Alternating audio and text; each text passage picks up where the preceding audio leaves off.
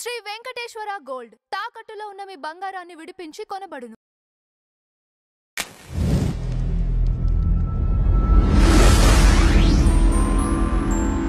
నమస్కారం నాగార్జున గారు. నమస్తే అంజీ గారు. పరకామణి కేసులో కీలకమైన వ్యక్తి సతీష్ కుమార్ మృతిపైన మీ అభిప్రాయం ఏంటండి? ఏం మాట్లాడటం అంజీ గారు, ఎందుకంటే తిరుమల అనేటువంటిది ఎంత పవిత్రమైనటువంటి పుణ్యక్షేత్రం. మొన్న కూడా మనం మాట్లాడుకున్నాం లడ్డు కల్తీ విషయంలో. సో ప్రతి వాళ్ళు కూడా అక్కడ ఏదైనా అపచారం చేయాలి అంటే ఎంత భయపడతారు. తర్వాత స్వామివారి ఆగ్రహానికి గురైతే తరాల పాటు ఆ వంశక్షయం అవుతుందనేటువంటి భయం ఉంటుంది. అలాంటిది ఏమీ లేకుండా రాజశేఖర రెడ్డి గారు ఏ మతస్థుడు, తర్వాత ఆయన కుమారుడైనటువంటి జగన్మోహన్ రెడ్డి గారు ఏ మతస్థుడు అనేటువంటి దాంట్లో దాపరికం ఏం లేదు. ఇక్కడ జగన్మోహన్ రెడ్డి గారు వచ్చిన తర్వాత వాళ్ళ బాబాయ్ అయినటువంటి సుబ్బారెడ్డి గారిని, ఆ తర్వాత కరుణాకర్ రెడ్డిని చేసినటువంటి సందర్భం మనం చూసాం.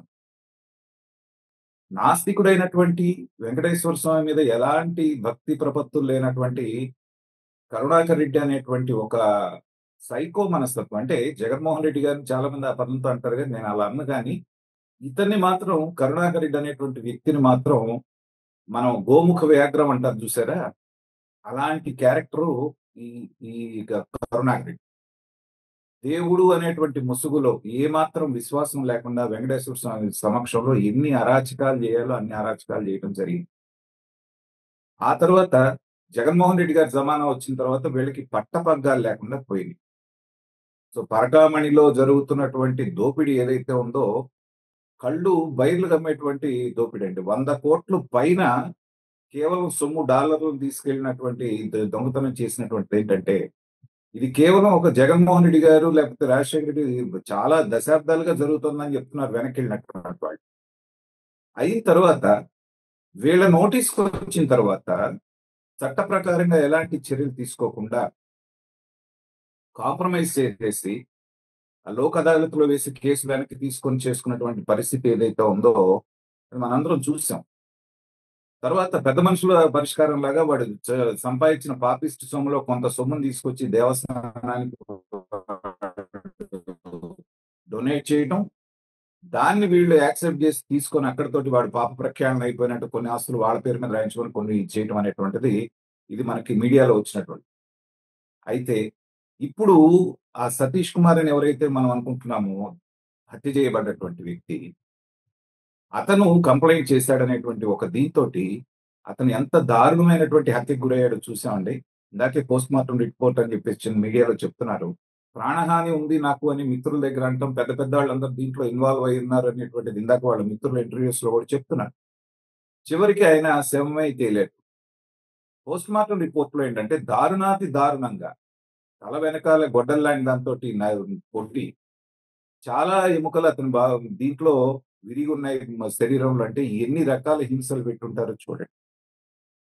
సో ఎక్కడైతే ఈ కేసు దీన్ని కూడా ఎలా చేశారు, లోక్ అదాలత్లో వేసేసి కామ్గా తీసుకుంటే సుప్రీంకోర్టు మళ్ళీ కలుగు చేసుకొని అందరినీ చివాట్లు పెట్టి, ఈవెన్ ఆ మేజిస్ట్రేట్ ఎవరైతే దానికి సంబంధించిన జడ్జి ఎవరైతే ఉన్నారో అతని మీద కూడా చాలా కఠినమైనటువంటి వ్యాఖ్యలు చేసి మళ్ళీ చేయండి అంటే జరుగుతా ఉందండి.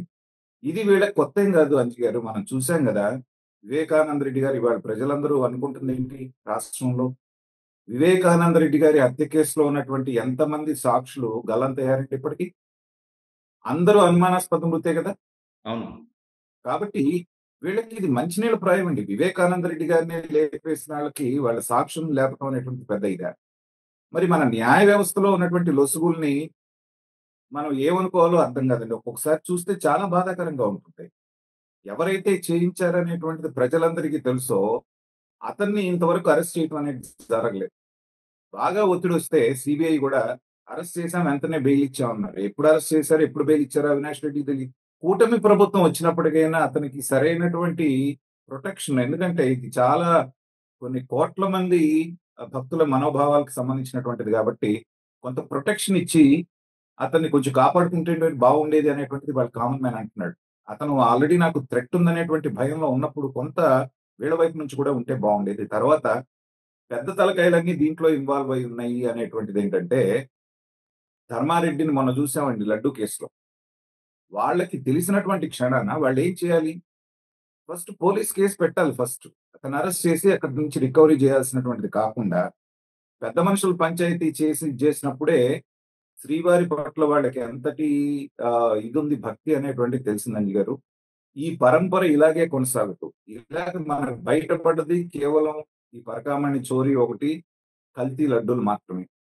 ఇలాంటివి కాకుండా 5 సంవత్సరాల్లో జరిగినటువంటి అక్రమాలను ఒక్కసారి గనక బయటికి తీస్తే, రోజా గారు తీసుకెళ్లి వందలాది మందిని వెంట పెట్టుకొని వెళ్ళి బ్లాక్ టికెట్లు ఎట్లా అమ్ముకున్నారు శ్రీవారి టికెట్లు అనేటువంటిది కూడా పెద్ద చర్చ జరుగుతాం. కాబట్టి తలా ఒక చెయ్యి వేసి శ్రీవారి పవిత్రతని తర్వాత దీన్నంతటిని కూడా దెబ్బతీసినటువంటి పద్ధతి నిజంగా ప్రతి హిందువు యొక్క మనోభావాలను దెబ్బతీస్తుంది. ఈ సందర్భంగా అంజి గారు ఒక ఇండిపెండెంట్ జర్నలిస్ట్ అని చెప్పుకొని తిరిగి ఆయన నిన్న ఒక వీడియోలో చెప్తున్నాడు, జరిగింది జరిగి ఉండొచ్చు, దీన్ని మాత్రం బయటికి చెప్పొద్దు మీరు.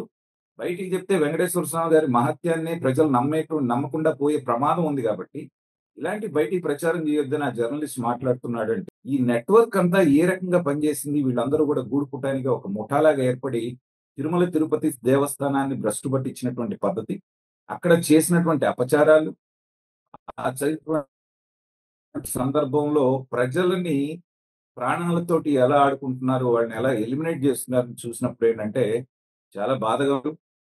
ఖచ్చితంగా రాష్ట్ర ప్రభుత్వం అనేటువంటిది దీంట్లో లోతైనటువంటి విచారణ చేసి, ఎంత పెద్దవాళ్ళు ఉన్నా కానీ సత్వరమైనటువంటి చర్యలు తీసుకోకపోతే అంజి గారు, ఇది మిగతా కేసులన్నీ ఒక ఎత్తు. మానవ మాత్రులకు సంబంధించినటువంటి కేసులంటే కొంచెం ముందు వెనక అవ్వచ్చు, కానీ ఆ దేవదేవుడికి అపచారం జరిగినప్పుడు దాన్ని కాపాడదాం, లేకపోతే దాన్ని ప్రజలకి దృష్టికి తీసుకొద్దాం అనుకున్నటువంటి వ్యక్తికి అక్కడ భద్రత లేకుండా పోయినప్పుడు ఏంటంటే ఈ రాష్ట్ర ప్రభుత్వానికి కూడా బాగా ప్రతిష్టకు కూడా భంగం కలిగే అవకాశం ఉంది. కాబట్టి లోతైన విచారణ చేసి కరుణాకర్ రెడ్డి, సుబ్బారెడ్డి అనేటువంటి వాళ్ళు నిందితులుగా అక్కడ నేరస్తులుగా కనపడుతున్నారు. కానీ చట్టంలో ఉన్నటువంటి లొసుకుల ద్వారా వాళ్ళ దాకా ఇంకా చట్టం చేతులు వెళ్ళలేదు కాబట్టి సత్వరమైన ప్రక్రియ పూర్తి చేసి వాళ్ళిద్దరినీ గనక సరైనటువంటి రీతిలో విచారించి సరైనటువంటి శిక్ష పడితే మాత్రమే ప్రజల మనోభావాలు, భక్తుల యొక్క మనోభావాలు అనేటువంటివి చల్లారుతాయి. కానీ లేకపోతే ప్రభుత్వం మీద కూడా ప్రజలు ఇది పెంచుకునేటువంటి అవకాశం ఉంది అంజి గారు.